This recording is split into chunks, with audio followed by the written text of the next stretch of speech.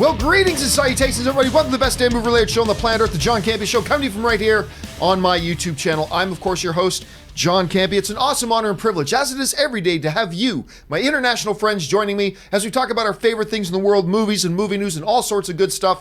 And if you're going to talk about good stuff, you got to be talking about Mr. Robert Meyer Burnett. Robert, how you doing, sir? John, you know I got another shipping notice from Sideshow about Hot Toys. More coming. It's not good, man. It's not good.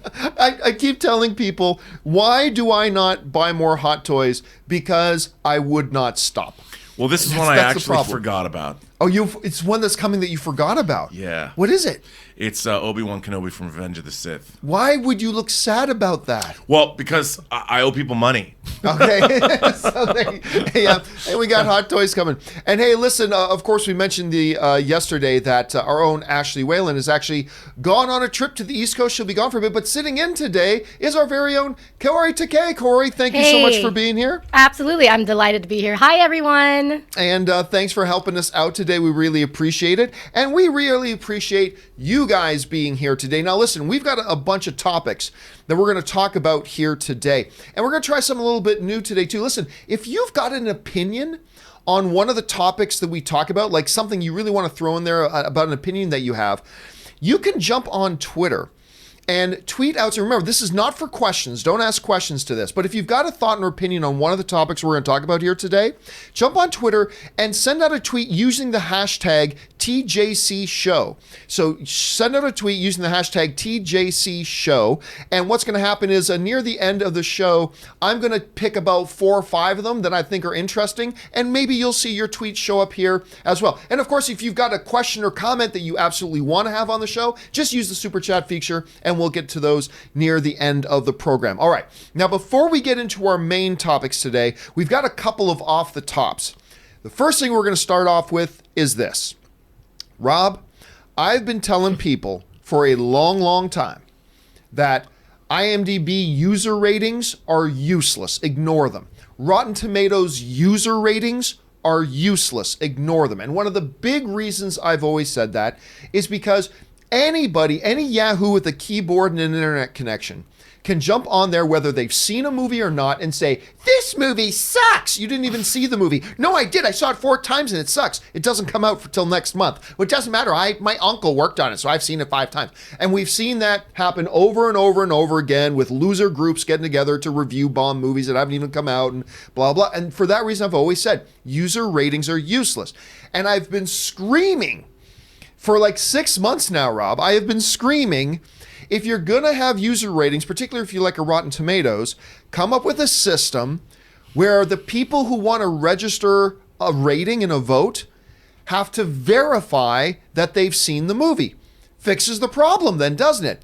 Well, this morning, this is from Variety, Rotten Tomatoes and Fandango have decided finally to do just that. Rotten Tomatoes revamps movie audience scores to include only ratings from verified ticket buyers. Now, of course, Fandango and Rotten Tomatoes are affiliated. Therefore, they can just use the Fandango app. If they verify that the user has bought a ticket, they can register then a vote on a movie. Now, the article in Variety goes on to say that, hey, they'll still let anybody who wants to go and register a comment or a review and whatever, they can still do that. And people who go to visit the site will even have a link they can click that I want to see everybody's reviews, not just people who verified saw the movie, which I don't know why you would care about the people who didn't see the movie's review of a movie, but whatever. They're going to give people who go to the website still the option to click see everybody's review, even if they didn't see the movie. But when you go to Rotten Tomatoes site, once they get this all set up, just the number that pops up as far as audience rating, that number will only reflect people who have verified that they have seen the movie through the Fandango and stuff like that. Rob, I've been saying forever, this is exactly what they need to do. And now they're doing it. And I think this is fantastic. Again, it's not bulletproof. Like, it doesn't mean there's not still some ways that it can be gamed. Right. But it makes it much more difficult for people who have nothing better to do with their time than try to say some movie is awesome that they've never seen, or say some movie is the worst thing ever that they've never seen. it at least cuts back on that significantly, and I think this is great. Rob, you've heard about this now. What do you make of this move by Fandango Rotten Tomatoes? Well, like you said, you were talking about this 6 months ago on this show. We were talking about it, and you were saying this very thing. I think it makes sense. I mean, why? Since more and more people are looking to Rotten Tomatoes and it becomes a thing, people are putting on. There's Rotten Tomato scores on the outside of my beloved Blu-ray discs that I still buy. So it's important, and I think that there should be accountability when if you're gonna with our trollish culture where people just want to talk bunk all the time. It's best that why not at least when something matters like this to the people, the audience, that it's done in a fair way. At least give it some more legitimacy. And I think this is a big step in that direction. I think it's great. Yeah, and again, I fail to see any downside to this. Like, what is there any real downside? And maybe there is, and I'm just not thinking of it off the top of my head. That's a possibility. But I'd ask you guys at home, like, what is a real practical, true drawback to saying the reviews that count towards the score you see on Rotten Tomatoes under user ratings all come from people that the system has verified actually saw the movie? Now, that does mean that, well, what if I didn't buy my tickets through Fandango? Well, that's fine. That's okay. But at least we know that that number that is popping up is actually coming from people who saw the movie. And this actually, you use the word legitimacy.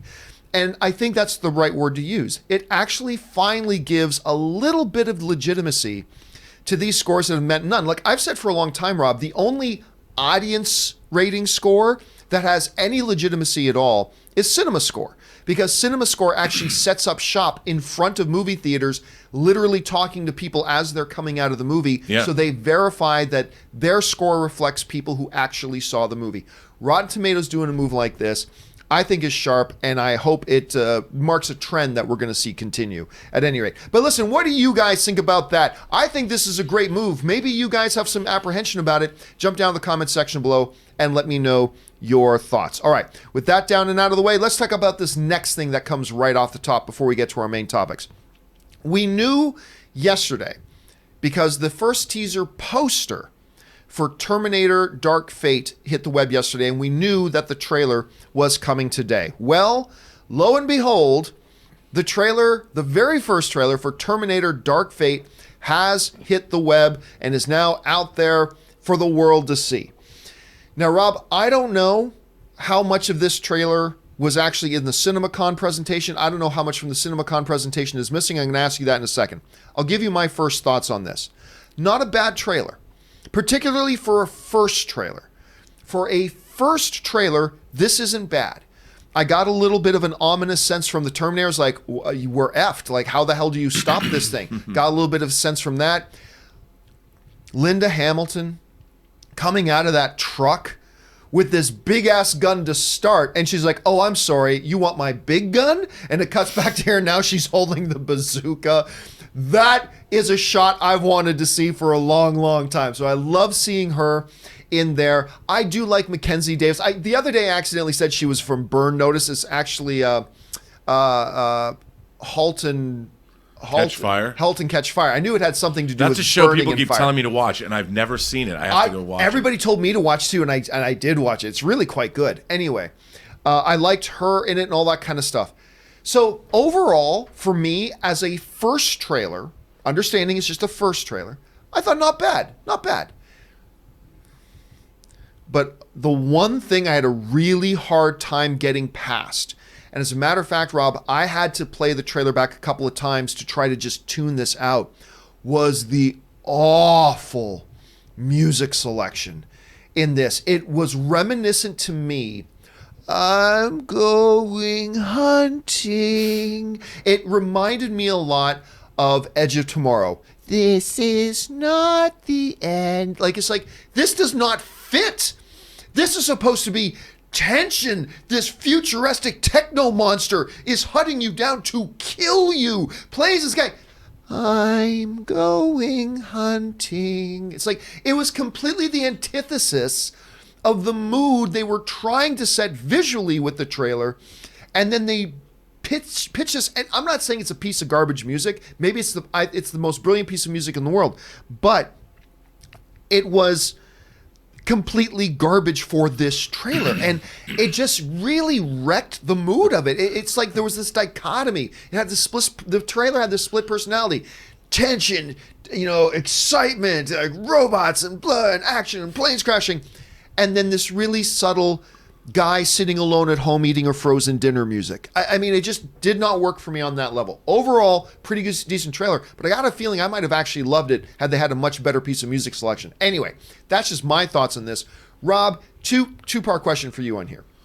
Number one, what did you think of the trailer? But then number two, how similar was this? Was there a lot of stuff missing from what was at CinemaCon? Was this pretty much what they showed at CinemaCon?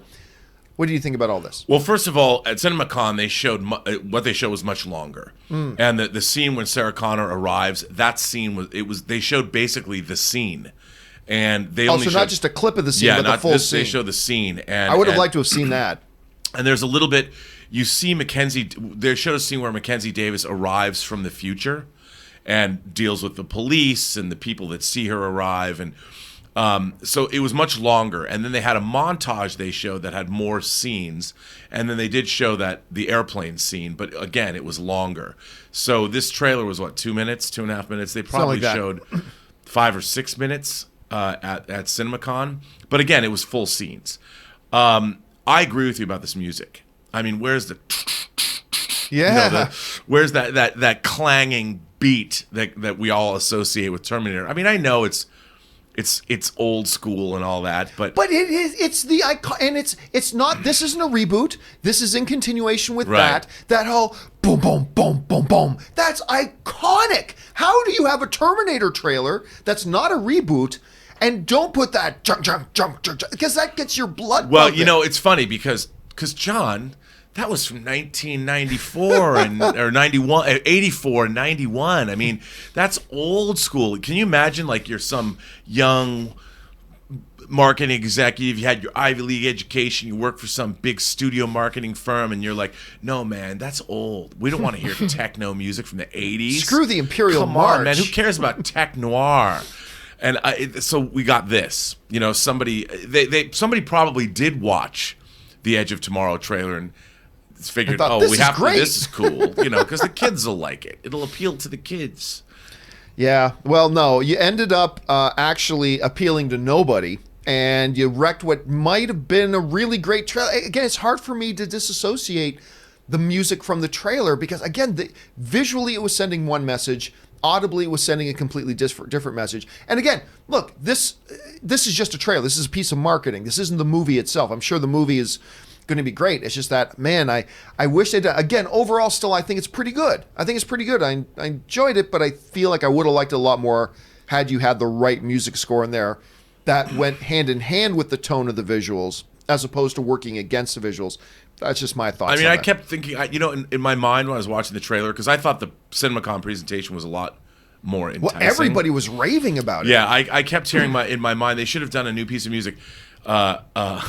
Terminators, robots in disguise. There you go. All right, guys. It's now time for us to move on to our main topics today. How do we select our main topics around here? Well, it's really rather simple. You see, you guys determine those by sending me your topics and questions by going to www.thejohncampeashow.com/contact. Once you're there, fill out the form with your question or comment, hit submit, and then maybe, just maybe, you might see your topic or question featured here on The John Campea Show. With that down, Kaori, what is our first main topic today? First topic by Chris Pina. Hey, John and crew. With Christopher Nolan's next film adding Kenneth Branagh and Aaron Taylor Johnson, and with the title now released, is it too early to call it one of 2020's most anticipated films? Well, I mean, first of all, is it ever too early to call the next Christopher Nolan film one of the most anticipated films of that year? No, it is not too early to do that. It is not too early to do that at all. I mean, Christopher Nolan's next film was one of the most anticipated films of 2020 when they just said, hey, everybody, Christopher Nolan's got a new movie coming out in 2020. That's all anybody needs to know. The guy has never made a bad film.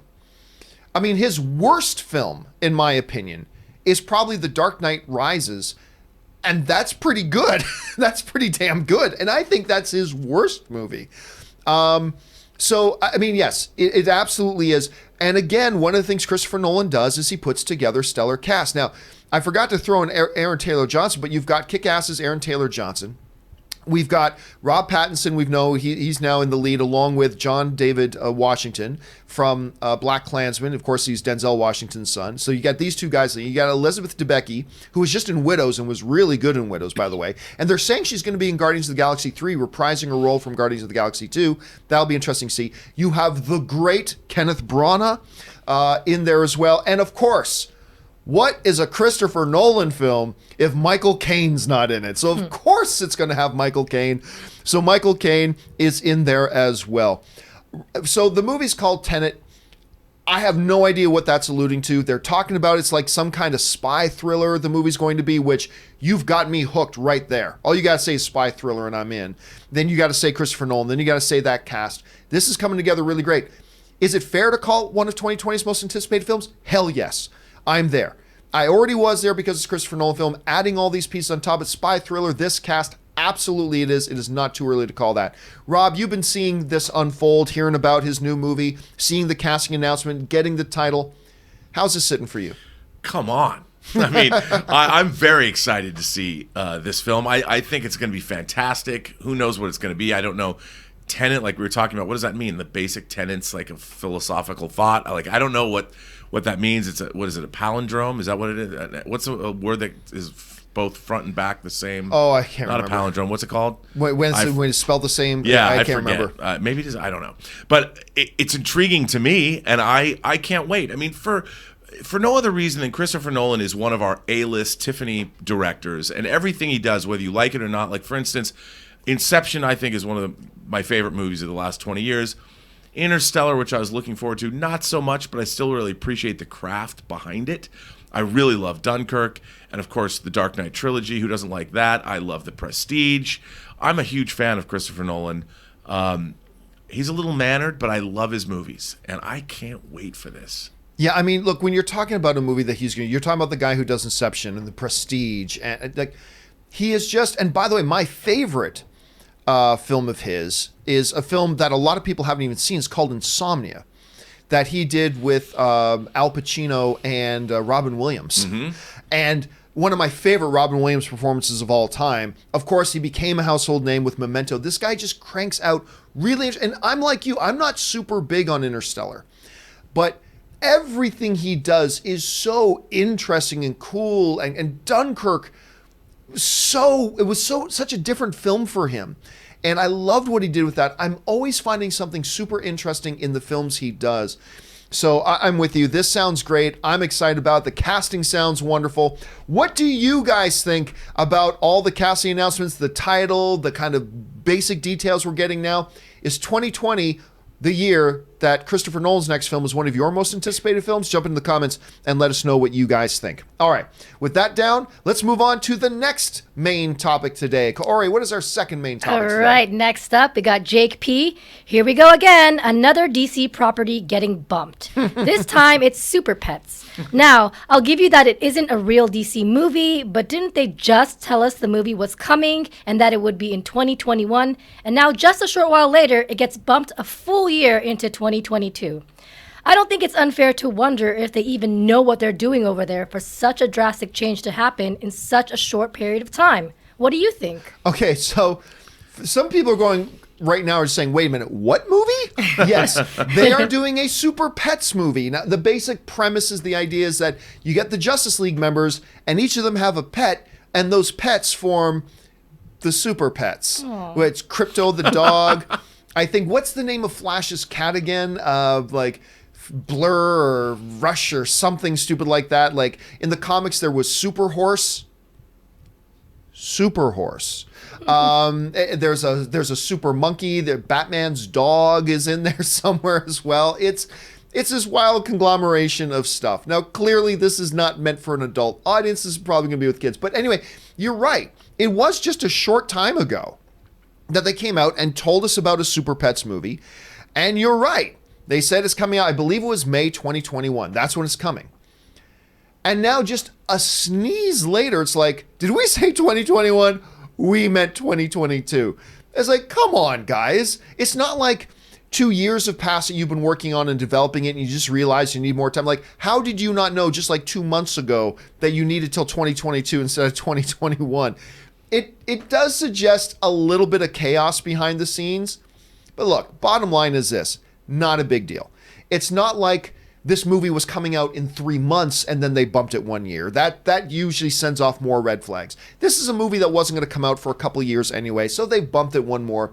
Not a big deal. So I wouldn't read too much into this. Again, I'd be a little bit more apprehensive and have a few more flags going off if this was a movie that was about imminently to come out, but it was still a long ways off. So to me, nothing to see here sort of situation. Rob, what do you think? I think they probably got the first script in and realized that it wasn't the movie they thought they were going to make, and they decided to retool it. It was probably a pitch that now is more real, and they're like, "Yeah, put on the brakes. Maybe we need to like rethink this, or maybe do another rewrite or two." But it didn't surprise me that this movie was pushed back a bit, especially because I hate to say it, I think that Shazam underperformed for the studio. And once again, their light and lively approach that seemed to work so well with Aquaman didn't translate necessarily to Shazam the way they wanted it to, and maybe that affected their thoughts about Super Pets, or maybe not. But Teen Titans Go, I don't know. I don't know much about what Super Pets is, so it's hard for me to say what worked and what didn't. And but you know what, John? I want to see it. I want to see a Super Pets movie. I'd be lying if I didn't say I was at least a little intrigued. I'd be lying if I didn't at least admit I was a little bit intrigued. So who knows? Let's see how that all turns out. What do you guys make about this? Do you think it's a big deal that they just bumped this thing back a year? Did you even know this was a movie that was coming? Or are you still sitting around like probably a lot of people right now going, why are they making a Super Pets movie? Hey, it could be a killer idea, right? I was saying, why are they making a Lego movie? And it was awesome. So who knows? Maybe they'll change the title to The Super Pets Purpose. Ooh. And then the Super Pets and journey. it'll tie it into a shared universe with the dog's purpose. Oh, I like it. I see. They could be thinking big scale right here. Big scale. All right. With that down and out of the way, Corey, what is our next main topic today? Next one by Melted Butter. Hello, John, Robert, and beautiful Ashley. Well, she's not here. She's not here. Did you already see the new Spider-Man Far From Home character posters? It's so bad that it looks like they hired an amateur to do their poster. I think nowadays studios, they really don't care about their movie posters, especially in comic movies like before. Thank you, and have a nice day. For those of you who may have missed it, Spider-Man, which, by the way, is coming out in like 6 weeks. I mean, we're still all wrapped up in the Endgame, hangover of it all. It's like, oh yeah, that's right, like 6 weeks, and we got another MCU movie coming out. Wrap your head around that. But they did just drop a whole bunch of new posters. One main poster and then a couple of character posters. The first one, there is your main poster, Spider-Man Far From Home. I will, without giving full thoughts on the whole poster, I don't like the metallic sharp edge Spider-Man logo that's behind them. I'm not a big fan of that, but whatever. And then you've got a series of character posters, which are character posters. I mean, we got Mysterio there. I love the outfit that he's wearing. But then we've got a MJ one, looks like a character poster. And then we got a Nick Fury one, looks like a character poster. Now, I mean, generally speaking, character posters are just that. They're the character standing there with some sort of background. Nothing special is intended to be there. So there's nothing big about that. What does have more people talking is about this particular poster here. I will say this. Posters aren't important at all in relation to, is this movie going to be any good or not? They're not. They have zero impact or effect on the quality of the movie. But as a piece of marketing, it suggests a level of quality to the movie, and it's all about perception. That's what marketing is. I'll be honest with you. I had somebody send this to me the other day and said, John, talk about this poster. And I looked at it and I said to myself, well, that's clearly fan made. So I'm not going to talk about that. And then like 6 hours pass and then I check it out later. It's like, oh, wait a minute, that wasn't fan made? You know what this looks like to me, Rob, this poster? This looks like, you know how in the 90s and early 2000s, when you'd go into Blockbuster, the DVD covers were often different from the movie posters. They made different types of covers for the DVD because unlike being in theater seeing a giant poster, you're looking at an image this big, so they made their images a little bit different for DVD covers. I'm looking at this. This looks like a 1997 Blockbuster video cover, case cover. That's what it looks like to me. I'm underwhelmed, but again, it means nothing about how great the movie's going to be. The movie's going to be great, but I'm looking at this and I just got to go, yeah, it doesn't matter, but if we're just going to talk about it, it's not all that great. What did you think about this particular poster and the character posters in general? Well, too? As a big movie poster collector, the whole philosophy and utilization of movie posters has changed, as you pointed out. Movie posters used to mythologize the movie in one image, and the key art that was created was used everywhere. It was used in newspaper ads. It was used on billboards. It was used in the posters in theaters. Those things we don't have them as much anymore. Now it's all on the internet. Now it's all digital, or you're going to see a billboard where they're not so interested in mythologizing movies anymore. That whole thing has gone away. And we saw character posters. Simpson Bruckheimer popularized them in the 80s, really. Photo posters, Flashdance, Beverly Hills Cop. It was just Eddie Murphy sitting on the cover of a corner or the front of a Mercedes-Benz. Right. And it's just him with a gun. And that's it. It was easy. Here's who's in the movie. Here's Spider-Man. Here's Nick Fury. That's it. That's all they care about. Like, people were complaining about Quentin Tarantino, the Once Upon a Time in Hollywood posters, which are they're very similar to these Spider-Man individual posters. I just think movie poster key art is a lost art. I think nobody cares about it anymore because movies are marketed differently. Nobody's looking at newspaper ads anymore. Everybody's going online. They want a quick image so oh, there's Nick Fury. Oh, there's Spider-Man. No one's going, we have to come up with this image that mythologizes the whole experience. Like, look at a Star Wars poster. Look at Star Wars, The Empire, Gone with the Wind poster, where you're made to feel something. Nobody cares about that anymore. Yeah, it seems like now that the posters are more just, I understand to a degree, posters are now more about brand recognition. Yep. It's just about, hey guys, look at this picture. You instantly know and can recognize, okay, who is in the picture, who does what in the picture, all that kind of stuff, and what their roles are in it. And that's kind of the main thing that they're going for, is just you recognize clearly what it is they're doing. And to be fair, if you do look at this particular image, it's instant. It's instant recognition. This is the new Spider-Man Far From Home. Instant recognition. It's big. Now, also, going back to the old Blockbuster days, the reason they would sometimes have different covers is because, like, look how big and prominent Spider-Man, Mysterio, and Nick Fury are. They want to make them big and prevalent because you're looking at a smaller picture. Yep. So I get that, and it feels like that. And if they're just going for brand recognition, I get it. But there's got to be some room for some artistic, things to add in there. Let me ask you, Corey. You saw these posters and these images. Do these jump out at you, or what are your thoughts when you see them? Not really. It just looks like a generic comic book movie poster. I know that sounds horrible, but I think that's because there's so many comic book movies now, they all kind of look the same. They have the same kind of intrigue and the same kind of reaction to me as an audience member.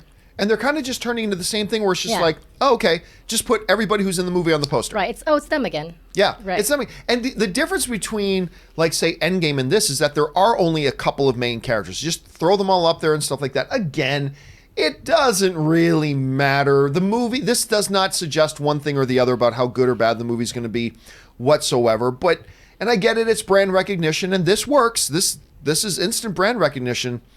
I was just kind of hoping for something a little bit more. And I'm sure this probably isn't the final poster. Well, no, the movie's coming out in 6 weeks. It very well may be the final poster. I'm not sure. Anyway, what do you guys think about these posters? Are you like, John, what are you getting upset about? These are perfectly fine. Let me know. Or do you think, yeah, these things could be better? Jump down in the comment section and let me know what you guys think about that. Okay, Corey, what is our next main topic today? Next one by Roger Barth. I was reading about the industry projections today, and they're now saying that Avengers Endgame will not catch Star Wars The Force Awakens for the #1 all-time domestic box office record. How is this even remotely possible? It was the biggest domestic opening by a mile at $357 million, way more than Star Wars $247 million. And it's an awesome movie. How on earth does this happen, and are they wrong? Okay, so first of all, no, the projections aren't wrong. And we've actually been talking about this a little bit around the show. Right now, they're projecting that Endgame will probably end its domestic run somewhere around the $850 million range. Wrap your head around that number. 850. Most movies and filmmakers would kill their own mothers to have a film that makes $850 million worldwide. Endgame, they're projecting now is going to come in at $850 million. That ain't worldwide. That's just here at home. That's just domestically. It would be the second biggest domestic thing of all time. It is a staggering, momentous accomplishment. It is huge. But what have I been telling you guys? I've been telling you that the moment there's any record that Endgame doesn't accomplish, it doesn't matter that it's the biggest film we've seen in theaters in a decade. It doesn't matter if it becomes like the second biggest domestic grossing film of all time. It won't matter. What have I told you? I have said, you watch, the moment there's some record it doesn't catch, the boo birds are going to start coming out and start talking about, oh, Endgame failed. Well, let's take a look at an outlet that I actually really like quite a bit. I like this outlet a lot, IndieWire, which is great. I love IndieWire. IndieWire is fantastic. But I'm going to pick on them and throw them under the bus here a little bit right now. What's the headline they run? Yes, Avengers Endgame's box office was massive, but it fell short of expectations. What the hell kind of expectations did you have that $850 million domestic is short of expectation? Shut up. Just shut up. Now, if you want to say that it fell short of the expectations that a lot of us had once we saw Endgame's opening weekend, well, then you're not wrong, because like the truth of the matter is, Rob, when the opening weekend for Avengers Endgame came out and it made that ridiculous $357 million opening weekend, devastating the previous record by miles, the song and dance from everybody became, oh, it's going to beat all the records in like 2.5 weeks. It's now it's not a question about whether it's going to catch Avatar. The question is, how much over $3 billion will it make? And now it looks like it's not going to get to $3 billion at all. Still projected to beat Avatar, by the way. It'll barely crawl over that finish line, but I still think it's going to get there. Still possible it won't, but I think it will. And it's like, oh my gosh, forget the Force Awakens domestic record. It's going to be like 1.2 billion at home. Granted, yes, at the time when that opening weekend number came out, everybody was like, this thing's going to make, I even saw some people saying the movie's going to make $4 billion. All right, so, but $3 billion was a foregone conclusion. But yes, if you want to say on opening weekend, a bunch of people created some completely unrealistic expectations, sure, that's fine. But I told you before, the moment this thing misses one record, the boo birds are going to come out saying, oh, what went wrong? What a failure. Never mind the fact it's one of the most successful films of all time. But to go to their point, though, they did bring up a couple of interesting things in that IndieWire article. Let's read this, because this makes a lot of sense. This is, again, from that IndieWire article. When it opened, talking about Avengers Endgame, at $357 million, that represented 89% of the total for all films in theaters that weekend. That's impressive. At an all-time high. It had more theaters and more total screens and seats than any film in history, with showtimes covering at least 18 hours a day for the first weekend. However, and this is key, that strategy also led to a much shorter shelf life. Based on an $850 million domestic final gross, 91% of its total will come through its fourth weekend.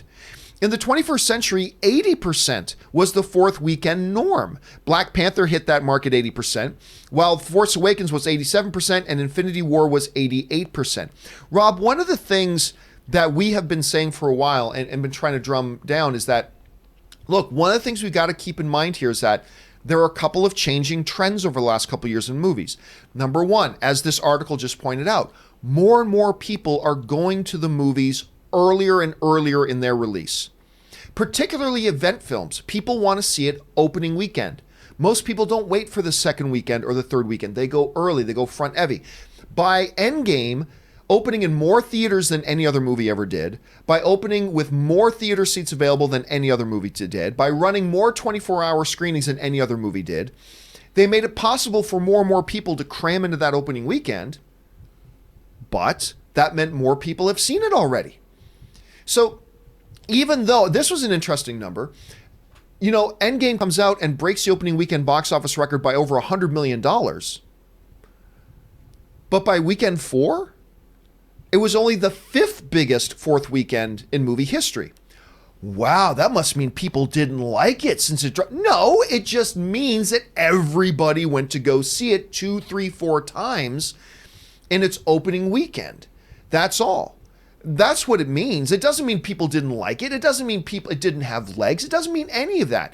The only point I think here to make is the fact that so many people got out to see it right away that it creates this false impression that later on it somehow fell off or it somehow had failure. No, it just front-end loaded, which is becoming the growing trend here, Rob. So look, I look at this and I think a lot of people to this day underestimate just how big $900+ million domestically alone it is for The Force Awakens. That is an incredibly unheard of number that did that. So Rob, let me ask you this question.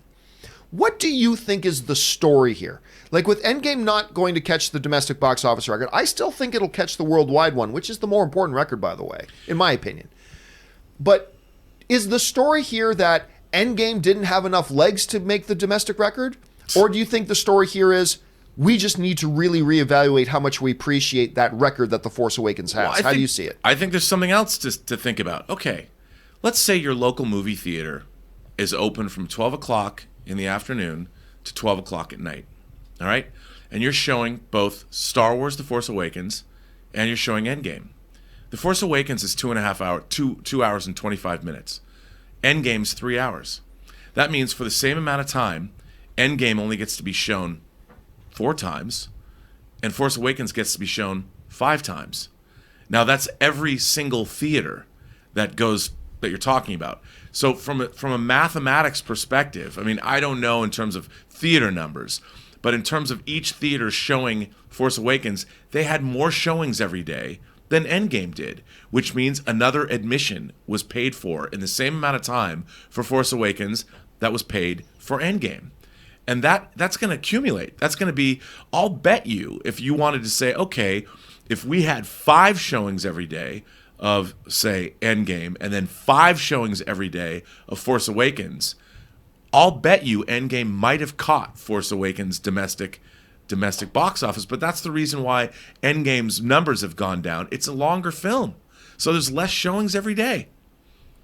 Yeah, I don't know that I agree with you on that. And I agree with that when we're talking about opening weekend, but that's assuming that if we had more showings, more people would go. That's assuming that all the other showings are sold out. The fact of the matter is, in the last number of weeks, there have been plenty of empty seats that people want to go see. But that was true of Force Awakens, too. I mean, I think what you're saying about front-loading the movies, even in the last 5 years, movie-going trends have changed. But I do think that that's something that isn't taken into consideration, that over the long haul, over 4 weeks, that extra showing adds up to a lot of money. If they're sold out. Like but even if they're not sold out, you're still getting more. You're still getting another showing worth of admissions. Well, because I disagree, because you're saying another show worth of admission. But what I'm saying is, let's say you have that 5th screening. I'm saying those people who would have gone to the 5th screening, there were plenty of empty seats in the other 4 that they can still go. You're right, but that's true all the time. I agree, but that's suggesting that by having the extra screening, more people would have come, and I don't think you. And an opening weekend, that's different when all the other screenings are sold out, and you needed those extra seats of another screening for more people to go. Right, but in the subsequent weeks when there've been empty seats, I don't think that applies. But I think it's the time. Look, it's a time when people go to the movies. I mean, I think if Force Awakens, if there's say a 10 o'clock show of Force Awakens and there's only a 9 o'clock show of Endgame, that there are people that get off work, that it doesn't matter whether the screenings are full or not, it's when people are going to the movies. And I think that it would be the same amount of people, it would just be there would be another showing to go to. And so with Endgame, with the 3-hour running time, you're only giving people so many choices. So as the film plays out, I do think having more screens and more time to see the movie, there'd be more people going on a day that Force Awakens is playing because you get a later show. I don't know, man, because, like, look, even in its 4th week, at the beginning of its fourth week, not now, but at the beginning of its fourth week, Endgame was still on 4,000 screens, Sure. which is more screens than any other film in history going into its fourth week. So it had plenty of available screenings. I mean, plenty. Sure, of but it had one less in those 4,000 theaters, one less available screening than it would have had for but Force that's Awakens. compensated for by the extra screens. I mean, so I just don't know. Like, to me, the bottom line is this: is that the difference here is that when The Force Awakens came out, even just a few years ago, they didn't run 24 hours as much as they will now. Right. They didn't take over more and more screens as much as they do now. And at the time, even though it was just a couple years ago, people were more like, I don't have to see it opening weekend. I can go see it on weekend 2, or I can go see it on weekend 3. I can wait. And you see it stretched out a little bit more. Whereas with Endgame, it's such an event. And they added so many more screenings, and they ran it 24 hours that everybody was like, I gotta see it opening weekend. And You don't that's think why, that was the case with Force Awakens, though? not Return as of much, Star not Wars? as much of a degree. I think that's been a changing trend with our culture. Not to the same degree. They didn't open it up on as many screens. They didn't run it on 24 hours as much as they did with Endgame. And there were more people at the time because it wasn't as much of our tendency. The patterns weren't as much of our tendency as they pointed out in the IndieWire article to go front weekend. Was there that excitement? Yes. But not as many people were doing it as we do now. And I think that's going to be a trend we see continuing moving forward on all that. But listen, guys, I want to know what you guys think. This is going to be our question of the day to you. What is the bigger story here? Is the issue Endgame didn't have the legs to get to the number? Or is the issue here we need to reevaluate how much we appreciate the number that The Force Awakens did hit, because it's a pretty impressive number. What I want you to do is run over to my Twitter account. Just go to twitter.com/John Campea. You can find me right there, just at John Campea. And that is the poll right at the top. Go in there, make your selection. What do you think the story is? And we'll visit that poll in just a moment. Now, before we go on to our final main topic today, we were just talking a bunch about box office and predicting box office and playing around with the numbers of box office is what one of our sponsors is all about. Guys, I love playing over at fanjecture.com. It is a game I participate in every week now. You can go and participate in it too. Fanjecture.com. Here's a short message from them. Check this out. Show off your box office prediction skills.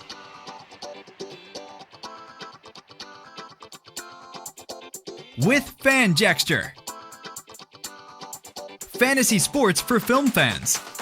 Play games like Fantasy Film Book, a sportsbook-style game where the top films from the box office are matched up and given a spread and a total.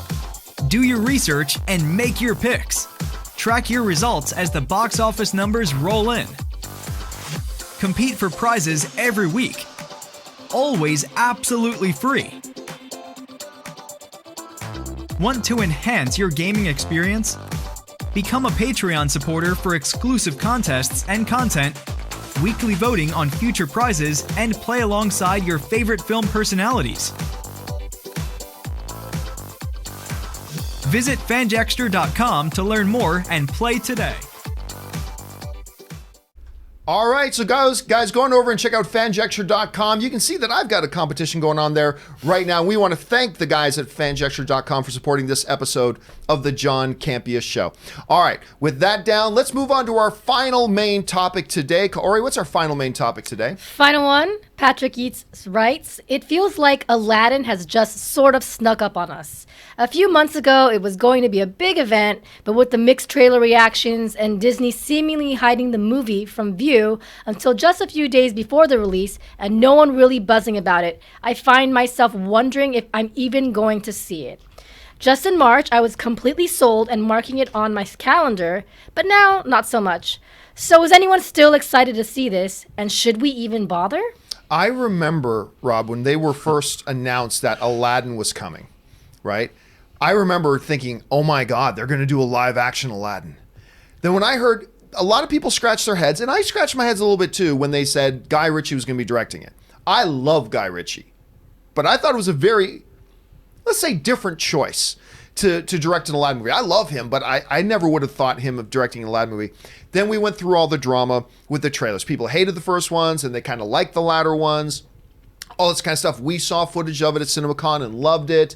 Then people didn't go see it, even though then we found out that Disney was holding the review embargo until the day before the movie came out, which is always a red flag, especially for a company like Disney that always shows so much confidence in their movies, blah, blah. But through this whole process, Rob, it has kind of felt like more and more the energy level and excitement around Aladdin has kind of subsided more and more and more and more. And then I seriously, it was just the other day that I went, oh my God, this movie opens this week.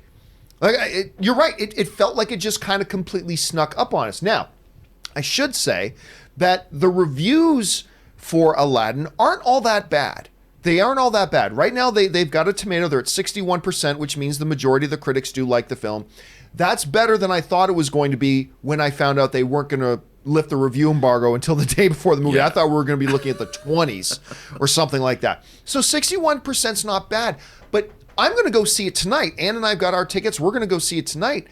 And even though I'm seeing it tonight, I almost forgot this morning that I was going to go see it. But I don't know. Rob, when you're looking at an Aladdin, stuff like that, are you sensing there being any real enthusiasm or energy for it, like when they first announced it? Or do you think maybe it's a growing level right now? How do you kind of gauge it right now? Well, we saw some of our online pundit friends that we know, they saw it this week, and their responses on Twitter were very favorable. And I was like surprised by people who really liked the film. And if that was the case, I'm wondering it's because they didn't finish all the Will Smith genie effects until the 11th hour. Maybe it took longer. I don't know. The woman that plays Jasmine, Naomi, is it Naomi? Scott. Naomi Scott. My new favorite thing is watching her talk show appearances. She's just delightfully funny and perky and bouncy and hilarious, and she makes me laugh, and she seems to be talking off the cuff. And I want this movie to succeed just because I didn't know much about her, but watching her on her obligatory doing the talk shows the week that the movie opens, I'm now a fan of hers. So I hope the movie's a huge hit, but I don't feel within our movie geek circles that anybody is really excited about this movie, except maybe parents with kids. I think this is going to be a huge movie as far as kids go, but as far as I'm concerned, for me, it's all about kind of Brightburn this weekend. And I've heard that's, I don't know, but I want it to be good. I'll tell you who is excited about it. Ann. Ann is excited about this movie. We're going to go see it tonight. But I'll tell you what she's also excited about. This is why I love being married to her. I just literally got a text message about 3 minutes ago from Ann saying, hey, Brightburn's playing at 9:45 tonight. Want to do a double feature? It's like, I love my wife. So yeah, I gotta go and see Brightburn. I'm going to hopefully try to go see it tonight. But yeah, I am kind of surprised by the lack of momentum. And that's the word, momentum. And by the way, Naomi Scott is great. I actually thought she was great in that Power Rangers movie. I really did. I enjoyed that and she was one of the big reasons why I did. But I'm not sensing a lot of momentum going into it. Again, I'm going to go see it myself tonight. I'm going to keep my fingers crossed. Like you said, I know a few people who saw advanced screenings of it and whatnot, and they enjoyed it. They thought it was good, So I'm excited to see it. What do you guys think about this, though? Are you sensing any momentum going into, Aladdin? Are you planning on seeing it? Is anybody planning on seeing it? Jump into the comment section below and let me know John, your if thoughts. Any movie would have made us Disney shills. They could have paid us to go see this movie to generate, but we didn't get where's our shill check? That's right. We would have shilled for this movie. Man. I actually did get an invitation to go see it earlier, but it was so close to the release date that I was like, right. I'll take a pass. But you know what? I love Guy Ritchie. I'm going to go in. I'm going to hope this thing is great. Fingers crossed to see how this all goes. Hey, guys, listen. Before we move on to the other stuff now, we've got our movie news feed coming up. We got your live questions coming. I told you guys a moment ago that our question of the day today was about the whole box office situation with Endgame. Do you think the bigger story is that Endgame didn't have the legs? Do you think the bigger story is we got to appreciate how big the Force Awakens numbers are? Here's what you guys have been saying on the poll. The question, the John Campea Show's question of the day, Endgame is projected to fall well short of the Force Awakens domestic box office record. Is the story that Endgame didn't get there, or that Episode 7 record of $936 million domestically is really huge? 82% of you guys are saying that the real story here is that the Star Wars number is just really huge. 18% of you guys are saying that you think the story is that Endgame didn't get there. Thanks so much for participating on that, guys. And we will have another question of the day coming up tomorrow. Well, guys, before we get into hearing from you on all the different stuff we've been talking about, there's a bunch of other things going on in the world of entertainment that we simply don't have time to make main topics here on the John Campea Show. But if you watch the John Campea Show, I want to make sure that you guys are all caught up to date on everything going on. So right now, fact checker Jonathan would like to present to you today's installment of the Movie News Feed. Check it out.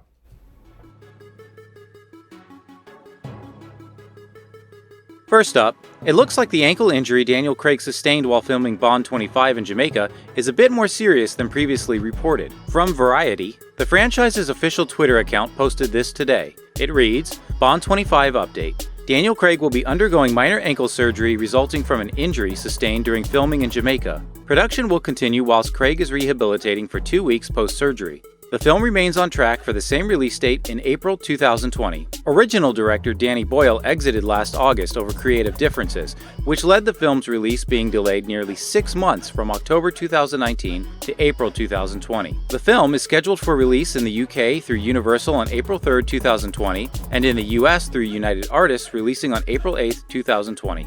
Next up, Netflix is teaming with Forest Whitaker to produce a live-action family movie, Hello Universe, based on the best-selling novel of the same name by Aaron and Trada Kelly. From The Hollywood Reporter, Hello Universe will portray a bully's antics landing a timid boy in the bottom of a well, followed by a self-proclaimed psychic friend and unknowing crush joining forces to find him. Kelly's novel tells intertwining stories of 2 boys and 2 girls as it celebrates bravery and finding your inner Bayani, or hero. Next up, Cinedigm has acquired North American rights to Madness in the Method, the feature directing debut of Jason Mewes, who teams to star with his Jay and Silent Bob buddy Kevin Smith in the meta-comedy. From Deadline, in the film, Mewes plays a version of himself. Tired of Hollywood's perception of him, he embarks on a quest to reinvent himself as a serious actor. Upon advice from best friend Kevin Smith, he tracks down a secretive method acting book with disastrous consequences. The film will also star Danny Trejo, the late Stan Lee, Terry Hatcher, Brian O'Halloran, Dean Cain, and Judd Nelson. Next up, when we reunite with Captain America in Avengers Infinity War, we get the impression that he and fellow fugitive Black Widow have been conducting clandestine missions on their own outside of the law. The assumption is that they have either been living on the run or basing themselves out of Wakanda. From Cinema Blend, however, according to screenwriters Stephen McFeely and Christopher Marcus, Infinity War almost had Captain America and Emily Van Camp's Sharon Carter living together. But despite the function it would have served, addressing a lingering plot thread and providing some background for what Cap was up to and where he has been in the 2 years since Civil War, this part of the script got the axe. Just because she and Steve never got to live a blissful domestic life together on the big screen doesn't mean we've seen the last of Emily Van Camp's Sharon Carter in the MCU. The actress is in talks to reprise her role for the Falcon and Winter Soldier miniseries on Disney+, alongside Daniel Bruhl's Zemo. Next up, Amblin has announced that Skeet Ulrich of Scream and Laura Harrier of BlacKkKlansman have signed on to join the cast of the upcoming sci-fi drama BIOS. From ComingSoon.net, they will be joining Oscar winner Tom Hanks, Caleb Landry Jones of Get Out, and Samira Wiley of The Handmaid's Tale. The film follows Finch, played by Hanks, the last man on Earth, an alien inventor facing his own mortality. Finch must build a robot, played by Jones, to keep his beloved dog safe. As the trio embarks on an epic cross-country journey, the scientist must teach his creation to become human enough to take care of its charge, and the beloved pet to accept a new master. And finally, with the end of Game of Thrones only a few days behind us, discussion is already turning to what HBO plans to do next in the rich fantasy world. One thing fans can definitively cross off their wish list, though, is a spin-off following the adventures of Arya Stark. From Slash Film, in a new interview, HBO programming president Casey Bloys specifically dismissed that idea when he said the following: "I understand where that comes from, I totally get it. But in terms of wanting to be careful not overdoing it or killing the goose that lays the golden egg, Dan and David's show as it stands in 8 seasons, I want to leave it as its own work of art and not have shows directly having Arya do that. I think it's best to try the prequels in other areas of George's massive universe. Just feels like the right thing to do. Let the show stand on its own." HBO already has one Game of Thrones successor show that's moving forward, Jane Goldman's prequel set long before the events depicted in the Mothership series. Production on that pilot begins in June. And that will do it for today's installment of the Movie News Feed. And now you are all caught up to date on everything going on in the world of entertainment. Good job again, Jonathan, on putting that movie news feed together for us. Hey, listen, guys, before we get to the live questions, I told you guys, Hey, if you've got an opinion on any of the topics that we're talking about here today, fire them all off simply using the hashtag TJCS show, so the John Campea Show. Fire that in, and a bunch of you guys jumped on Twitter and started firing a whole ton in. I picked out just a couple for us to take a look at here. First of all, Martin Edwards writes, what a shame about the Terminator trailer. To hell with this franchise. Unless the next one blows me away, I'm such a sucker for the franchise. I mean, that's we get angry at these things, right? But at the end of the day, we're really suckers for these franchises. Famous actor Purple Edition writes, I like this. Saw Aladdin last night. My review for it is the same as every Disney live action remake, with the exception of Jungle Books. It's the same movie, but worse. Probably just going to skip out on the rest of these things, by the way. All right, next one comes to us from Nick Cruz, who writes, it's about time that Rotten Tomatoes verify these reviewers. It gives these scores some type of legitimacy. And of course, Jose Vega then writes in, I feel like they just put James Cameron's name to get these people out to see this movie. Mixed trailer feelings, although seeing Linda Hamilton did give me goosebumps. So that's some of the thoughts that you guys had coming in there. Thanks for firing those in. We'll do this again tomorrow. All right. It's now time for us to go on to the live chat, guys. So let's jump on over to the live chat right now as soon as I get this properly set up, because I didn't set it up properly earlier. That's on me. I apologize about that. Okay, where are we at? Here we go. Okay, now we're ready, I think. I hope. Is it going to work? I don't know. We'll have to wait and see. The joys of hosting a show and being the technical director at the same time, ladies and gentlemen. All right, first question today comes into us from, where are we at here? Alex Townsend, who writes, I don't like the appearance of the two new characters. They look very Hollywood, if you know what I mean. We'll definitely watch for Arnie and Linda Hamilton. Well, first of all, I mean, all actors are in Hollywood, so they all look Hollywood to some degree. I don't know. I think Mackenzie Davis looks great in that. I don't know, Rob. What about you? Do you think they look too Hollywood, or? Well, you know what I think it is? I think they just look not of the Terminator universe because we don't know them. And I think if the movie is good, and I think it's going to be good because I believe in Tim Miller and I trust in James Cameron. But I think once we come to know these characters, then they're going to be like, oh, yes, they're part of the Terminator franchise now. But now they're like, who are these people? We don't know them. But seeing Arnie and Linda in there, that is great. pretty special. Just re-emphasizing they should have had boom, boom, boom, boom, boom. That totally should have been there. Don't know why they didn't. All right, Frab Nab writes, as a first-time viewer, director's cut or theatrical cut for Alien and Aliens. Now, for me, myself, I have to say that I am not a director's cut guy. To me, the theatrical cut is the movie. That's what the movie is. Director's cuts can be very fun and cool, but they're kind of elseworlds things. But I know, Rob, if somebody's asking you, hey, I haven't seen these yet, should I watch the theatrical cut or director's cut of Alien Aliens, what would you tell them? Well, I would go with the theatrical cut on Alien, which, by the way, just came out. It's a beautiful 4K disc that's $15. Oh, my God. And it has both cuts.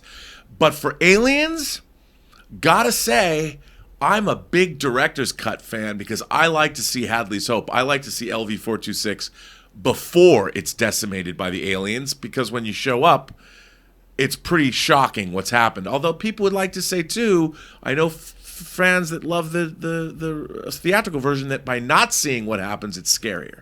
But I like the director's cut of Aliens. All right, next up, Terrell Wise writes, will Falcon/Winter Soldier address Sokovia Accords? I mentioned this in another show. I think the Sokovia Accords are gone. I think when you look at, there's going to be an argument made because, look, Captain America is just walking around. When we get into Endgame, right? I think the events of Infinity War kind of scrapped the Sokovia Accords. I think there were probably, we don't know this, but I think arguments were made. The Sokovia Accords are why half the population is dead. Because it divided our heroes. They couldn't act, blah, blah, blah, all this kind of stuff. And the very fact that Captain America is now just walking around free in the world kind of tells me that the Sokovia Accords with half the population kind of got dusted. So I'm going to guess that they don't, but it's possible they might. Matsev Jada writes, love Robot Trolls from 1987. Estonian character Olga Kegugels. Scenes after Derek says to her, oh, Kegulgel, sing happy birthday. I'm going to tell you right up, Madsif, I have no idea what that movie is. Have you ever heard of the 1987 classic Robot Trolls? No, but I'm. But now you I'm want convinced to. it's something I need to see. 100%. Now it's something I got to see. All right, Schnip writes, hello from, I don't know what NH is, New Hampshire? Maybe? Is there some other American abbreviation for that? Anyway, hello from NH. I am building a fire pit on my property this weekend. I love that. That's awesome. This is the first piece of my outdoor home theater. Big dreams and big plans. Dude, drooling with envy right here. I love the notion of your own backyard theater. That's insane. But it does remind me a little bit of that Simpsons episode, if you know what I'm talking about. Go and check that out. With a fire pit, too. With a fire pit. That's awesome. I'm just jealous you're going to have a fire pit in your backyard, man. Thanks for sharing that. Revan writes, today's word is obstreperous. Noisy and difficult to control. When John Campea makes a public appearance, the crowd can become quite obstreperous. Absolutely. It also... filter between my brain and my mouth. I choose not to say what I was about to say. All right, moving on. Benny 90. And the internet congratulates and you. the internet celebrates my decision. Benny 95 writes, that song choice was awful. Reminds me of that horrible marketing campaign for Agent of Murder. That's exactly what I said, Benny. This is exactly what I said. Great minds think alike. Fingers crossed, though, and hope it's good of a movie. And look, speaking of that, Rob, like Edge of Tomorrow, brutally awful trailers. And the movie was great. So good. So, I mean, can't we hope for that same thing here? Okay, maybe the trailer, they missed it with the music selection, but it can still be an awesome movie, right? Absolutely. I mean, look, you got Tim Miller, who directed Deadpool. That movie kicked ass. Look what he did with a fairly limited budget, $65 million, whatever. And you got James Cameron producing. I am hella excited about this movie. Bring it on. Wait, this movie had a $65 million budget? Deadpool. Oh, Deadpool. Okay, yeah. Yeah, look what he did with that. Yeah, absolutely. So I trust him. I I believe this was a bad marketing choice. And he's but a I think it'll work. huge geek. This is like a guy. You know what this is? This is Ryan Coogler doing Creed. That's what Tim Miller has got here. What Ryan Coogler did for Creed, Tim Miller has got a franchise that he loved growing up, and he gets to play in that sandbox. And I think we're going to get something special. Here's hoping he knocks it out of the park. All right, let's see. Richard Karate writes, will we get an Andromeda big screen reboot anytime soon? Your thoughts? No, but I'll tell you what, I enjoyed the Hercules. What was Hercules' name again? Kevin Sorbo. Kevin Sorbo. I like this. A lot of you may never heard of it. There was this little sci-fi series called Andromeda. It was a total Star Trek wannabe show. Absolutely. It was Star Trek Star Trek and Hercules had a baby, and they made Andromeda. I got a kick out of it. I did. I got a little bit of a kick out of the show. Did you see it, Rob? I got to say, first of all, some good friends of mine were writers on that show. Zach Stentz and Ashley Miller, who I work with when I was a producer on Agent Cody Banks. And Zach Stentz has a Netflix movie, McGee's new film, that drops this week called Rim of the World, which is about aliens and kids from a summer camp that have to fend off an alien attack. So everybody should see Rim of the World. Good on my buddy Zach Stentz. Love to see him working. Awesome. And they were writers on Andromeda. I enjoyed that show. All right, but I don't think we're going to see one anytime soon. I don't think so. But wouldn't it be great if we did? Yeah. All right, next one comes to us from Jacob Silvers, who sends in a really generous super chat. Thank you for that, Jacob. Hey, John, I got tickets for me and my sister to go see Aladdin tonight. Nice. I'm going to go see it as well. Maybe we'll be in the same theater. The original film is one of our all-time favorites. I bought the soundtrack on iTunes last night, and I really like the music. Hopefully this movie's good. You know what, Rob? I've been hearing a lot of people talking about the soundtrack. Like, actually, somebody on my show yesterday asked, John, what do you think about the Aladdin soundtrack? I'm like, I haven't listened to it yet.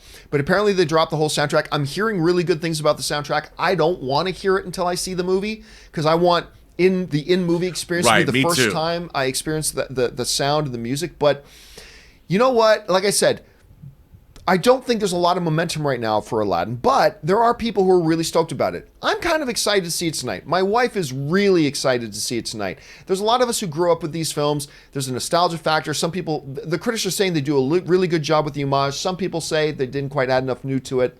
But I don't know, Rob, I didn't ask you, where's your personal enthusiasm level, like your excitement level for going to see Aladdin? It's not high, I have to say. It's not up there. It's not Endgame levels. But, you know, I do think families are going to turn out. It's Memorial Day weekend. I think kids have grown up with this movie. I think there's a lot of people. I think we in this movie geek pundit space tend to underestimate the Gen Pop, what they're going to go do, and I think there's going to be a lot of people that turn out for this film, and I kind of want to hear it. I kind of want to see it. My enthusiasm is going back up reading people's favorable responses. So, I might go this weekend, because why not? I want to join the conversation, John. Now, I want to see if Aladdin rocks my world.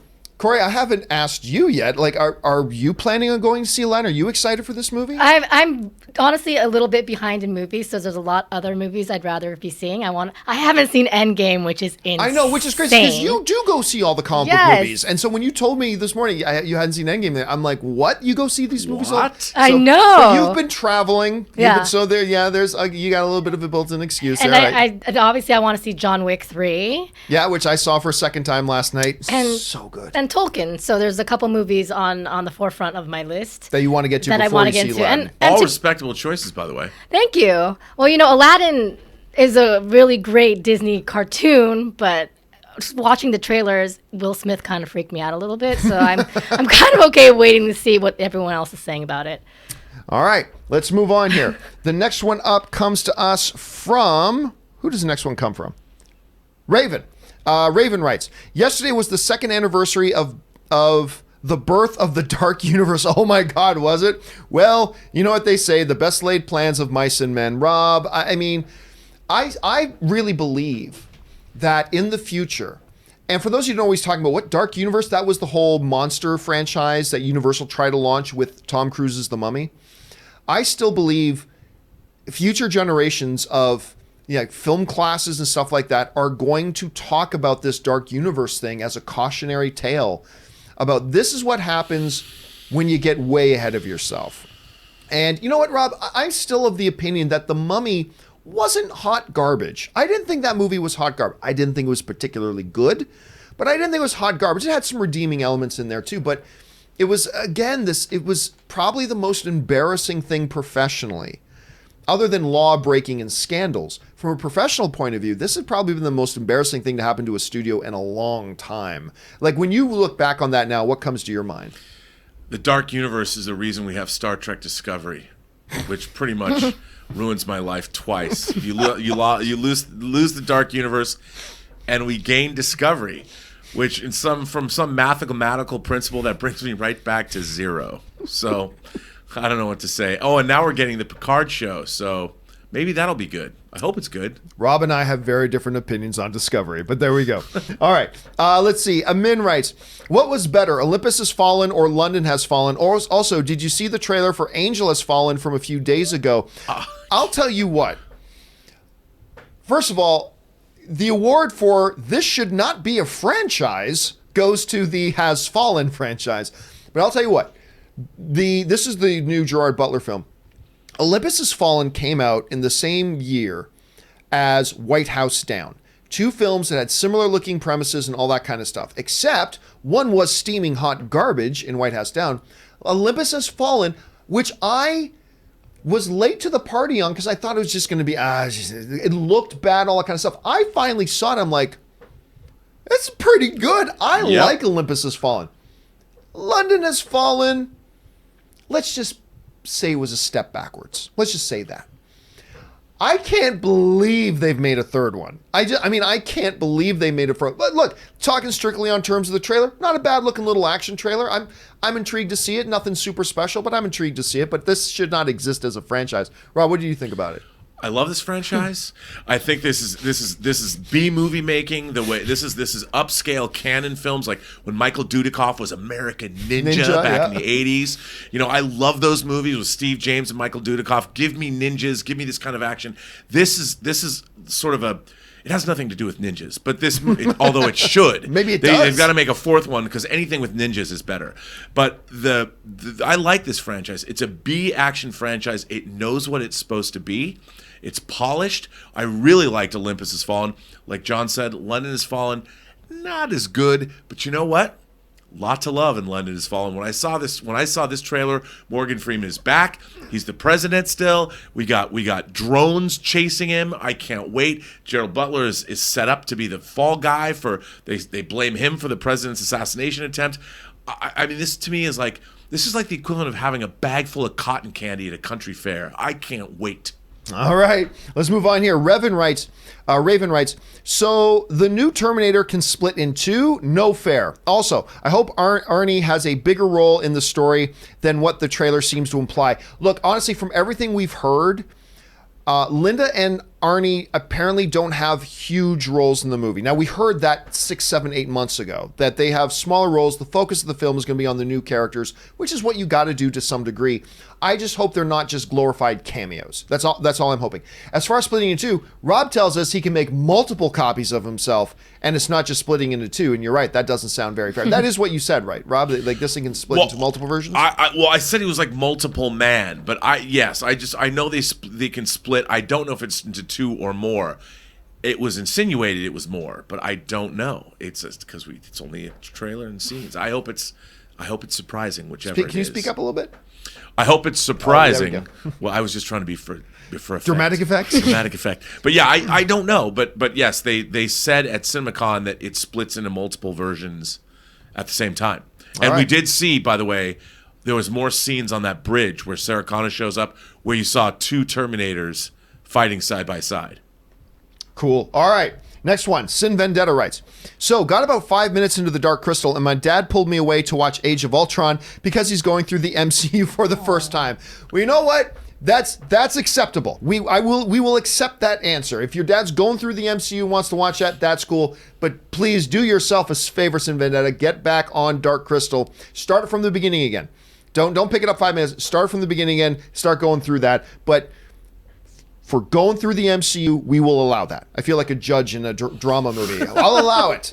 I'll allow that one. All right. Next one. Dimsum05 writes, can't wait for Aladdin later today, but how come my two favorite Disney movies have low Rotten Tomato scoring remakes? Beauty and the Beast, 71%, Aladdin, 59%, bums me out. Well, first of all, 71% isn't that bad. There are movies that would love to have a 71%. That's fine. And Aladdin, it will make you feel better. I just checked. It's at 61%. That's not so bad. Beauty and the Beast was good, and it's got a good critic rating. That's fine. But remember, I think people go into these Disney movies, and I'm not trying to assign any excuses for why people felt the way they did, but I've heard some people say this, so I'm just repeating what it is I've heard they themselves say. Sometimes they go into these movies comparing it to the original animated, instead of just looking at it as its own standalone movie. Judge the movie by its own merits. And again, I'm not trying to put excuses in other people's mouths. I've just heard people say that. It's like, well, I didn't like this as much as the original animated thing, so negative score. And I don't think that's fair to the movies. Maybe these movies do justify the scores they get, but I just think you got to go with a little bit of a different philosophy when looking at them. That's just my thought at any rate. But here's hoping Aladdin is good. All right, Richard Karate writes, Part 1. The general movie-going audience might not know about the Disney-Fox merger, so with that in mind, if Disney and the MCU release a Fantastic Four movie, it might flop like all Fantastic Four movies have. Part 2, with that known, do you think that Disney and Marvel will use the Fantastic Four for a show on Disney Plus rather than a movie in the MCU like X-Men? No. And look, that's true, Richard. If all of a sudden tomorrow, by the way, opening in theaters today, brand new Fantastic Four, yay! Like if they were to do that, yes, then there's a big concern about the audience thinking about, wait a minute, this is the Fox thing. We've seen a bunch of Fantastic Four movies, blah, blah, blah. When they do get around to doing a Fantastic Four movie, and it will be a movie, I believe, they're going to make it so clear to the audience. Like, remember when Spider-Man Homecoming was coming out? Those trailers made it look like it was an Iron Man Jr. show, or like an Iron Man 4 with special guest Spider-Man. They spent months and months and months, painstakingly communicating to the audience, this is MCU. This is a new Spider-Man in the MCU. Look, everybody, it's Iron Man, right?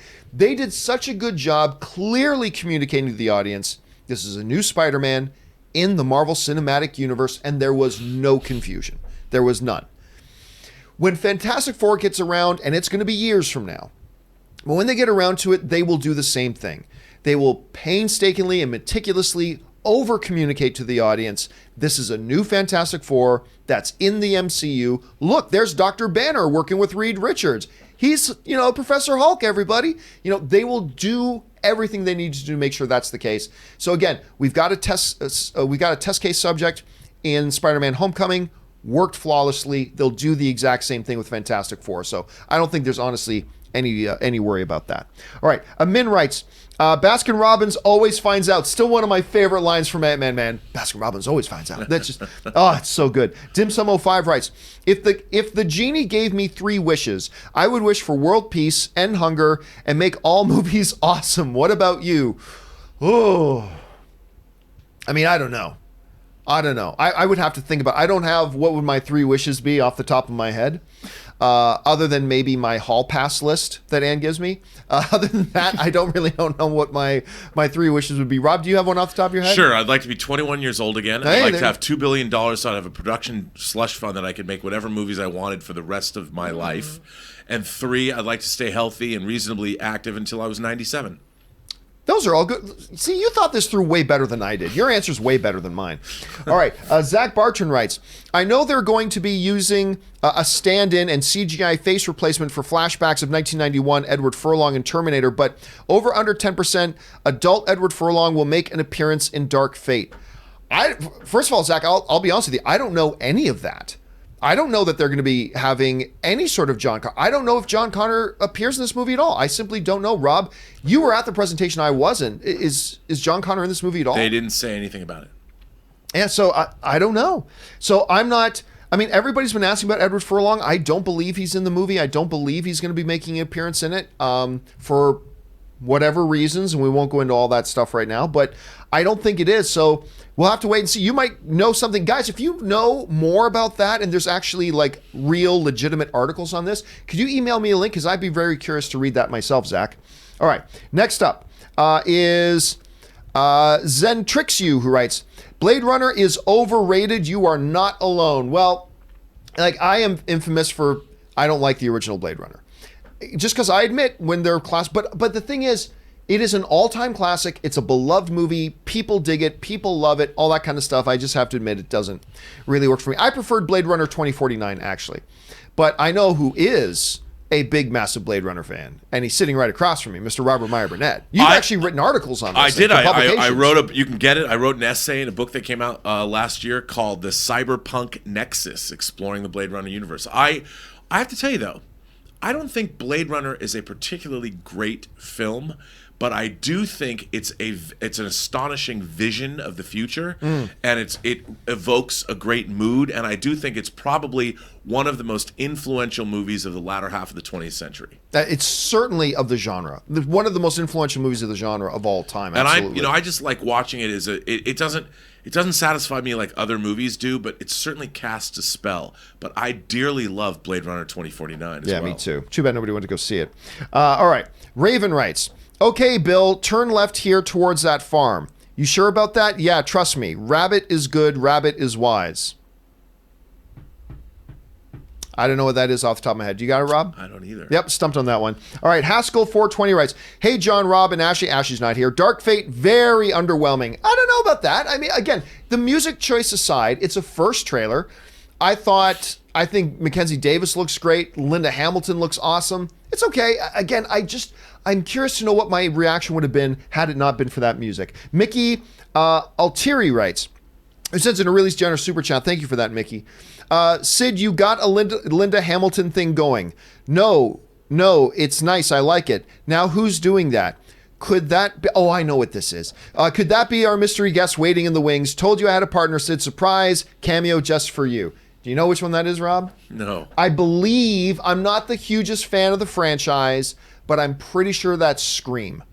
I'm pretty sure that's a Scream line. I think I remember that line from Scream, although I don't always remember that stuff more often. That's a little bit of an obscure, but actually, no, it's a good one, Mickey, because you're bringing in the Linda Hamilton. Okay, I see what you did there, Mickey. I see what you did there. Okay, that was very clever. I think I got that right. Let me know if I got that one wrong, guys.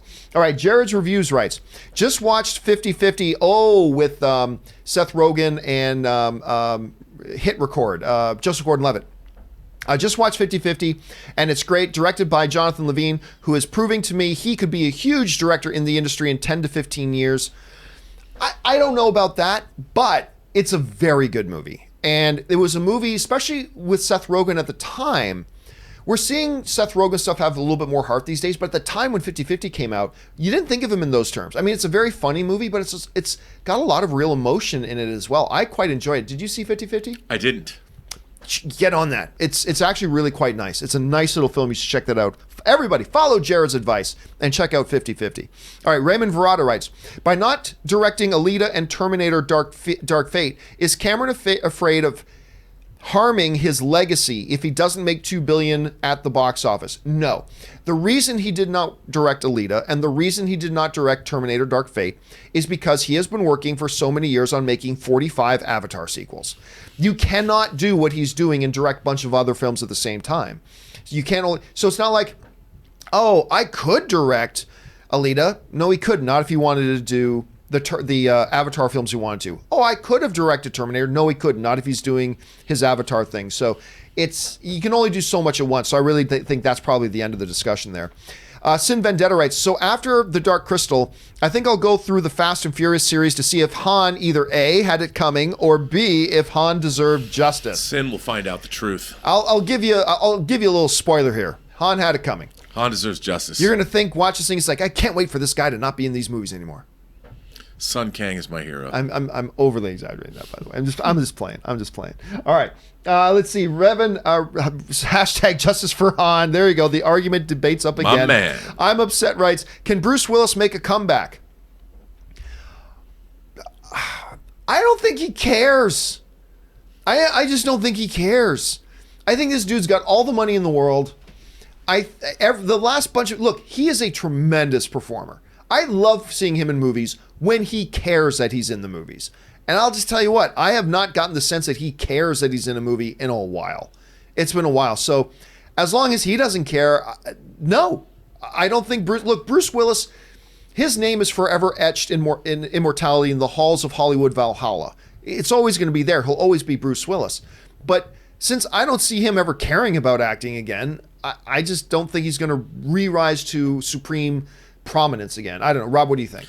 I think you're right. I think the world has become Ruby Rhod from The Fifth Element, and we're trying to elicit some kind of emotion from Corbin Dallas, the way he did when they were in Floss in Paradise in The Fifth Element.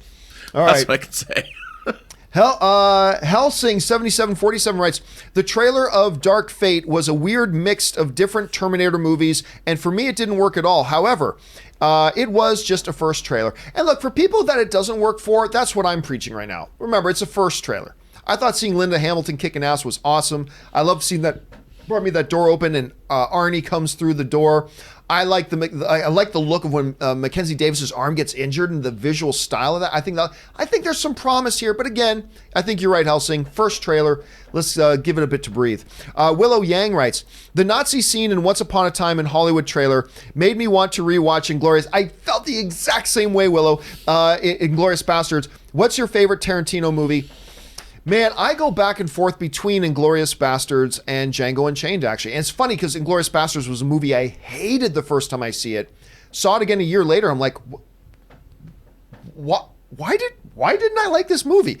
And now it's like one of my favorites of his. Rob, what about you? Favorite? Man, I go all the way back to Reservoir Dogs because it blew me away. So his good. First movie, but I think that's probably my favorite. But I'm a huge Tarantino fan. I've liked all of his movies.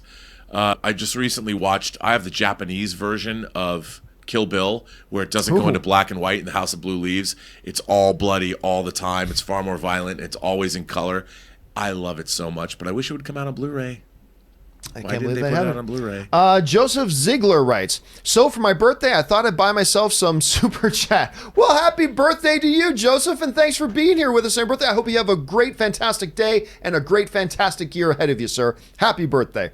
All right, Anthony R. writes, maybe I'm overreacting, but I hope Episode 9 won't be the true end of the Jedi and Sith and Force itself. I want that stuff to continue post Episode 9. So what Anthony's referring to here is that in the Vanity Fair article that came about Star Wars Episode 9, they revealed that Episode 9 will be the true millennia-long conflict between Jedi and Sith.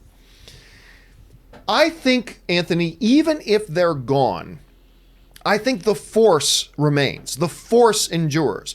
You know, I've got a theory that Rise of Skywalker is a reference to a new breed of Force users that just take on the moniker of Skywalker. I'm a Skywalker, you know, that sort of thing, which I believe is what George's original transcript had Force users being called anyway, but whatever. So I think one way or the other, we'll still have good versus evil and the nature of the Force and all that kind of stuff, but it just sounds like the battle between Sith and Jedi may be over. And I'm cool with that. I'm cool if that comes to an end because it can always reemerge later if you want to. There can always be some rejected Sith acolyte somewhere who re-rises in the Force. That could always happen later, I suppose. But I think if what you're worried about is good versus evil in the Force battling, I think we can still see that in Star Wars moving forward. All right. Chris Feldman writes, plot point I always wanted in a Terminator movie. To John Connors. Resistance John sends Reese back to father. Resistance John sends Reese back to father a different Sarah Connors baby. She names John, so the Terminators chase that John instead. That would make them very evil. We're going to have this baby created just so it can be hunted down and butchered. And we're going to have you have sex with some unsuspecting other girl named Sarah Connor just so she becomes a target and gets hunted down and butchered. Sounds like my 20s. That's pretty dark, Chris. I think I'd have some problems with that. I think maybe we're talking about saving humanity. Maybe, you know, extreme measures are called for, but I think the Terminators would figure it out pretty quick. Yeah. It's like, oh wait, we killed that kid, didn't work. Must be a different kid. Go kill another one. So I don't think it would. Well, they were going through the Sarah Connors in the phone book. That's right. They were just killing them all off and moving on to the next one. one. So they'll probably just keep hunting down all the Sarah Connors and all the John Connors anyway, so it probably doesn't work on that level. You got a dark mind, though, Chris. Dark mind. All right. Joseph Ziegler writes, at what point do showrunners / producers decide to take a show in a new direction? I recently binged Fear the Walking Dead. Seasons 1 through 3 were consistent. Then 4 seemed to pick off miles away with a crossover / new characters taking over heavily. And where's Joseph said he had a third? There he is. If ratings were sinking and the IP is still strong, why not end it where it was / conclude the story to make a new spin-off? Well, I mean, I think there's a couple arguments to be made there. One, television shows throughout history, Joseph, have often, big successful ones, have stopped and reassessed and gone in new directions. Sometimes we've seen that to great success. Sometimes we've seen it with not such great success. But it's happened, and it's just part of a lifespan of a show. I don't think the answer... Look, Walking Dead is trying this thing where it's just make everything a spin-off. But it's still the same world. I'll be honest with you. I tried watching Fear the Walking Dead. It's like, okay, this is just Walking Dead with different characters. So I don't know. Rob, how would you address that? Well, I think that shows get tired sometimes. They bring on, certainly we saw this with Doctor Who when Russell T Davies left the show. This is the new Doctor Who, and was replaced. And they try and change it up, especially for long-running shows. I mean, it doesn't always work, but Fear the Walking Dead never had the ratings. It never caught on the same way the original Walking Dead did. So they're trying to get those ratings, so they change up the showrunner. But nobody wants to end a show prematurely because people are getting paid. Yeah. So they bring in new showrunners. They hope to reinvigorate the shows. I mean, people have talked about, I have not watched the Whispers episodes of Walking Dead, the new episodes of Walking Dead yet, but people say the show is a bit reinvigorated now. Makes me want to go back and check it out. And I think it's when it works, I think it's great. When a showrunner can come in and really shake things up. Sometimes it doesn't work, like when Fred Freiberger took over the 3rd season of the original Star Trek, it went not so good. So... All right, we move on here. 50 Shades of Crypto writes, now that Disney owns Fox, will they sell off any of the IP they have no intention of using to other studios, as Disney only really makes tentpole movies? Never gonna happen. Yeah. Ever. They learned that lesson from Marvel before, where Marvel sold off a bunch of things that they thought, we can do letting this go, and because they had to survive, but they always regretted it ever since. Now they're in the situation they're in with the Hulk. Now they're in the situation they're in with Namor. Now they're in the situation they're in with Sony and the Spider-Man rights and all that kind of stuff.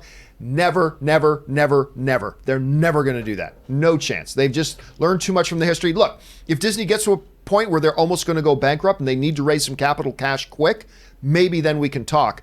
But until that's the situation, never, never, never are they going to do that. Agreed. Never. All right. Patrick Conway writes, do you see Lucasfilm doing anything on Hulu? Probably not. I'm going to guess no. I don't think that's stuff they're going to be doing. Chris Feldman writes, yesterday I asked about Disney live action movies and you said they didn't need to improve on the originals. If true, then why make them? Just money? Oh, God. Okay, look. First of all, let's be very, very clear here. Every movie that has ever been made that plays in your local theater was made for money.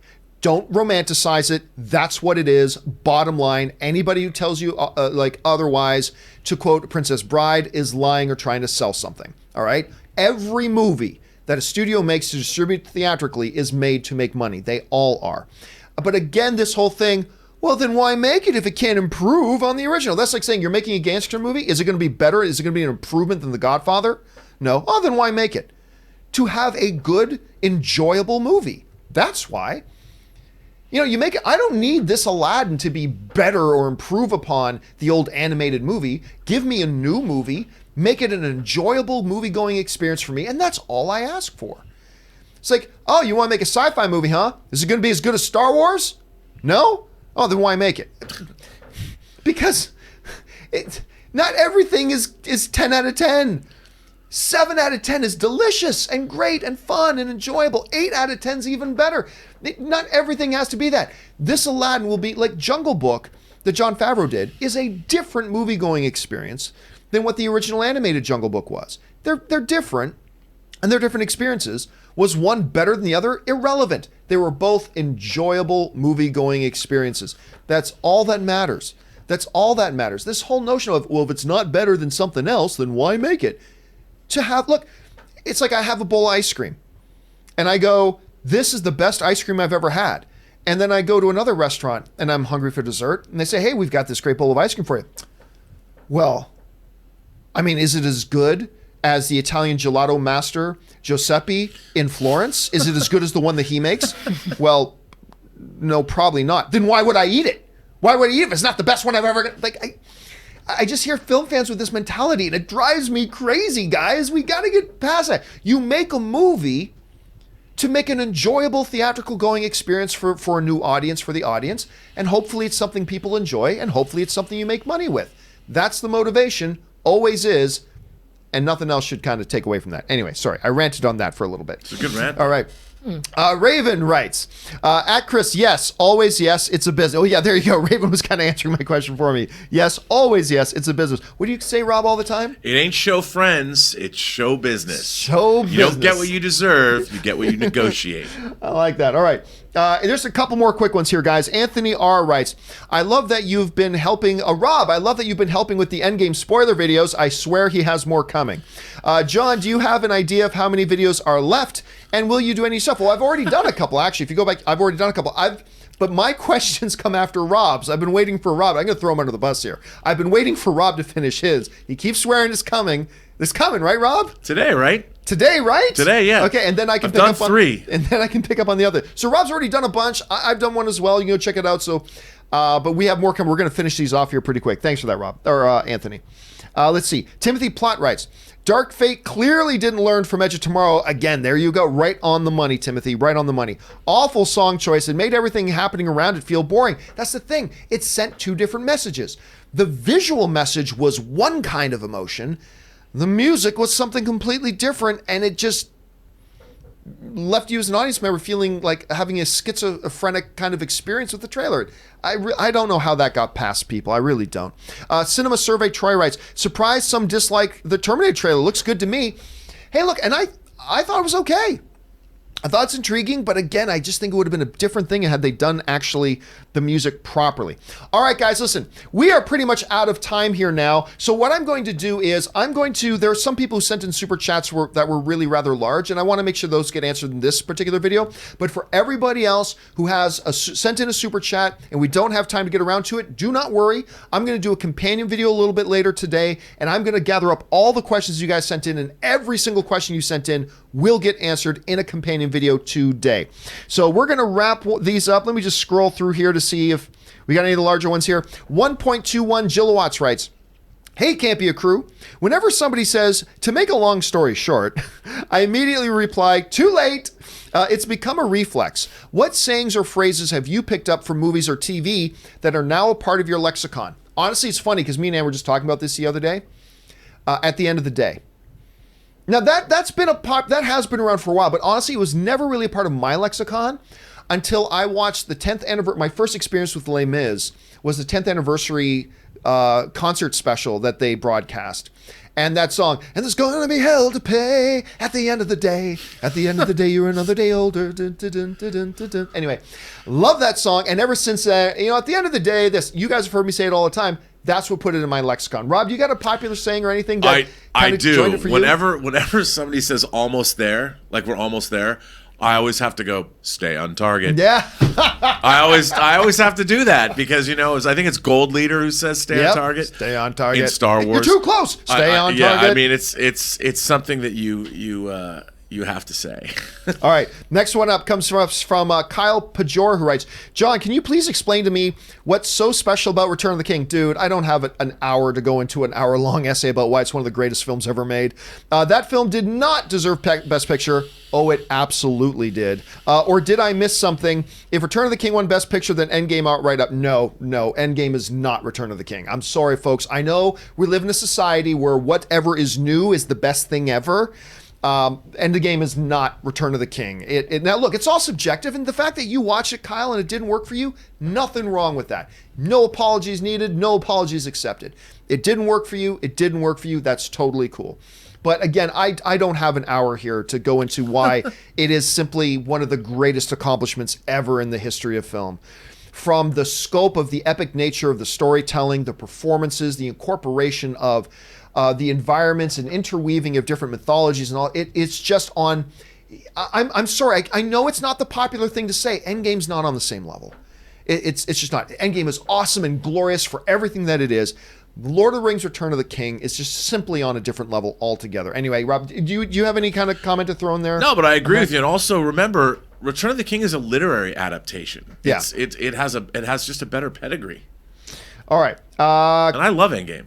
Yeah, and I love Endgame too. Hell, it's one of the most successful films of all time. The most successful, well, pretty soon, the most successful film of all time.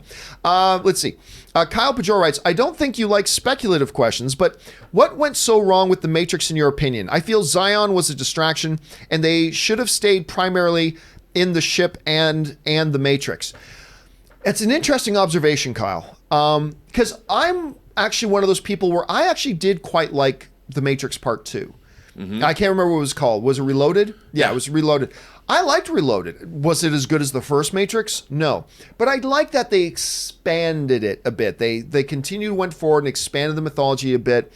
I even liked the architect scene. I got a big kick out of it. I loved it. Yeah. I got a kick out of that one.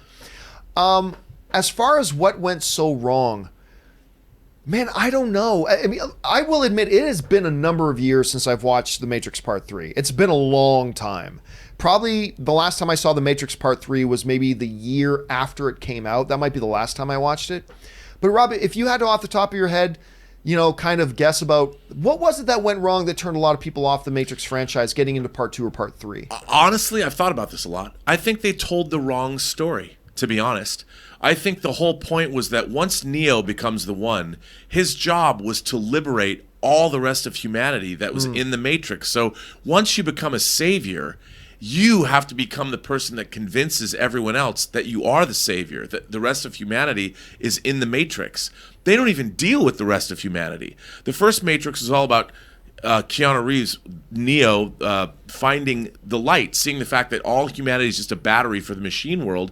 They never get back to that at all. How do you liberate the entire human presence? No, instead we're with the freedom fighters the whole time. We never even get back to the Matrix. I agree. The whole movie should have taken place in the Matrix and maybe in the ship. That's just me. All right. Next one up is Patrick Clare, who writes, hello, it's a big fan from Brazil again. Cap, Superman both represent all the good in their universe, but which one is the better person? It's a close call for me, but I give it to Cap. You guys? It's the two sides of a coin. It's pick one.